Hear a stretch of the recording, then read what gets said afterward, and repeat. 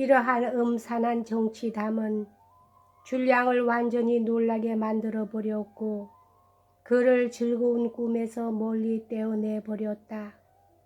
멀리에서 처음으로 파리를 바라다 보았을 때도 줄량은 거의 감동하지 않았다. 장래에 대해 제멋대로의 몽상에 빠지려고 해도 베르에르에서 지낸 24시간의 기억이 생생하게 되살아나서 그것과 싸우지 않으면 안 되었던 것이다.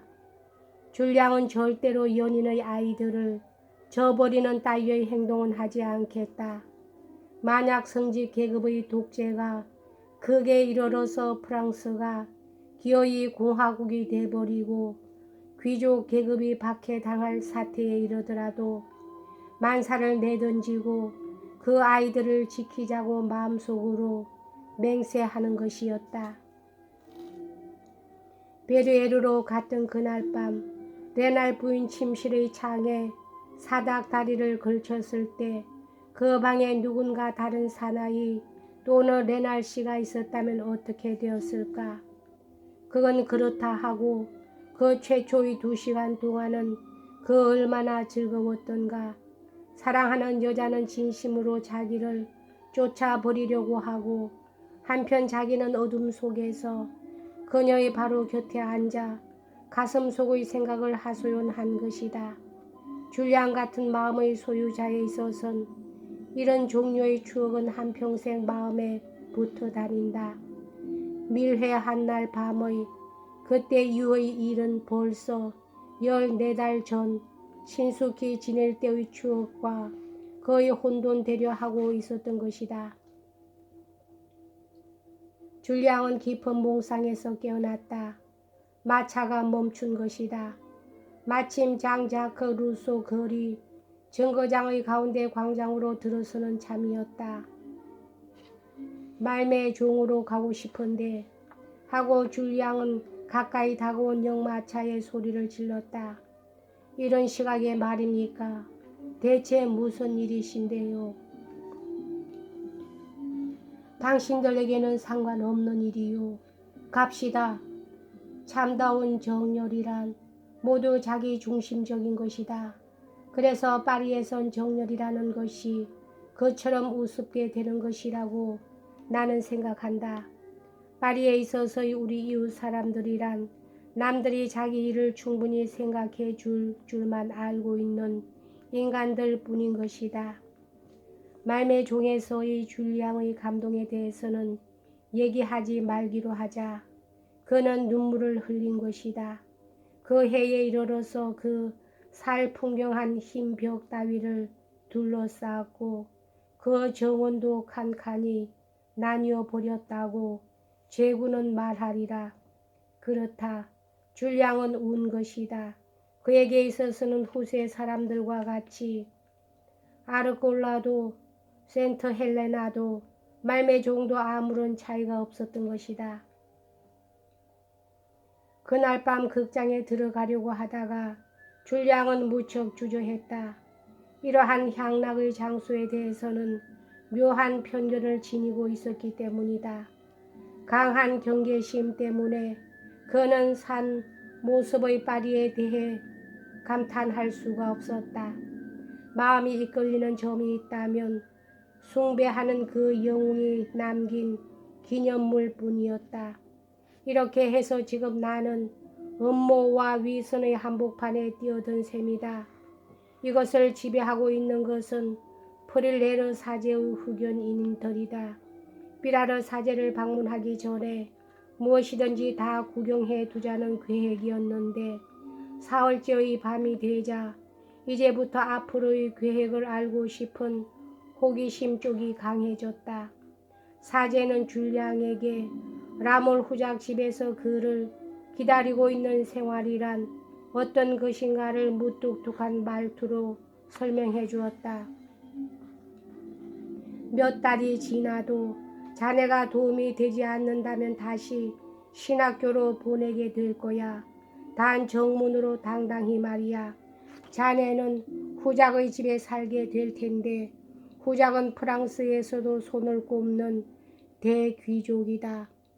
검은 옷을 입게 되는데 상복 같은 옷이지 성직자의 옷은 아니야. 일주일에 3번은 신학교로 가서 반드시 신학 공부를 계속해 주었으면 좋겠어. 신학교에는 나중에 소개해 주지. 매일 정오에는 후작의 서재로 가서 대기하고 있어야 하네. 후작은 소송, 기타 다른 여러 가지 사무상 필요한 편지를 자네에게 쓰게 할 작정으로 계셔.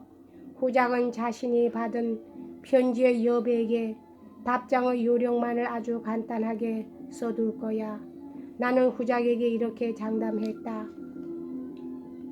3달만 지나면 자네가 그러한 편지를 쓰게 될 것이고 후작에게 보일 편지가 12통 있다면 그 중의 8, 9통쯤은 그냥 서명을 받을 수 있게 될 것이라고 말이다. 밤에는 8시에 서재를 정돈할 것. 10시부터는 자유가 될 수 있겠지. 삐라르 사제는 다시 말을 이었다. 어쩌면 어느 늙은 귀부인이라든가 엄흉한 사나이가 나타나 엉뚱하게 유리한 조건을 내세우든가 혹은 좀 더 노골적으로 돈을 자랑하든가 하여 후작에게 온 편지를 보여달라고 할지 모르는데 선생님, 그럴 수가. 줄리앙은 얼굴을 붉히며 큰 소리로 말했다. 정말 신통한 일이로군. 삐라르 사제는 씁쓸히 웃으면서 말했다. 자네처럼 가난하고 1년 동안이나 신학교 생활을 해온 사나이에게 아직까지도 그런 도덕적 분개를 느낄 기력이 남아있다니 자네도 정말 앞을 못 내다보는 사나이 같군. 혈통 탓일까? 삐라르 사제는 조그만 소리로 혼자 말처럼 중얼거렸다. 그리고 줄리앙을 가만히 쏘아보면서 묘한 일인데 후작은 자네에 대해서 알고 계셔. 어째서 알고 계시는지는 나도 몰라. 후작은 당장 자네에게 100루이의 수당을 지불하실 거야. 아무래도 그분이 하시는 일은 약간 변덕스러워서 그것이 결점이지만 아이들 같은 점에서는 자네와 비슷비슷할 거야. 마음에만 든다면 언젠가는 수당이 8,000프랑까지 올라갈 거다. 그러나 자네도 잘 알고 있겠지 하고 사제는 엄한 말투가 되었다. 뭐 자네가 귀여워서 후작이 그렇게 큰 돈을 내는 건 아니다. 무엇보다도 우선 도움이 될 인간이 되어야 하네. 내가 자네의 지위에 앉는다면 되도록 말을 삼가고 특히 내가 모르는 말은 도통 입에 올리지 않을 거야. 그렇군. 자네를 위해서 조사해 둔 것이 있어.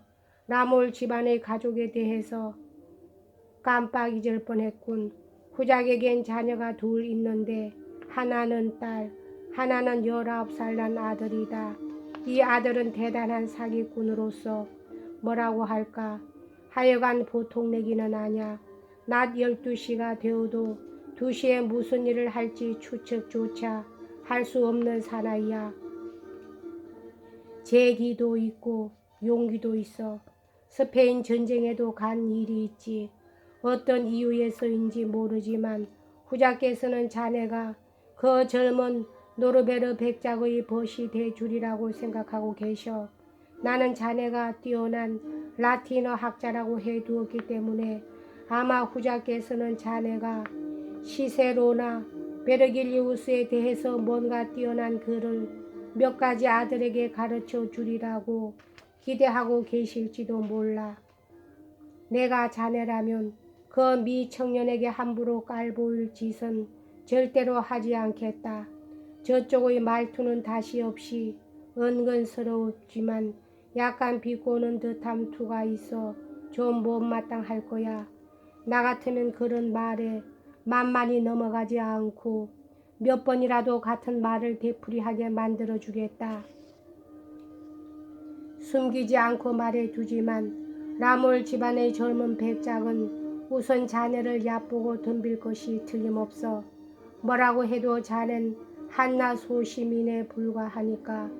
백작의 조상은 궁정 사람이고 정치적 음모를 기도했다는 죄목으로 영광스럽게도 1574년 4월 26일에 그레버 광장에서 목이 잘린 인물이지.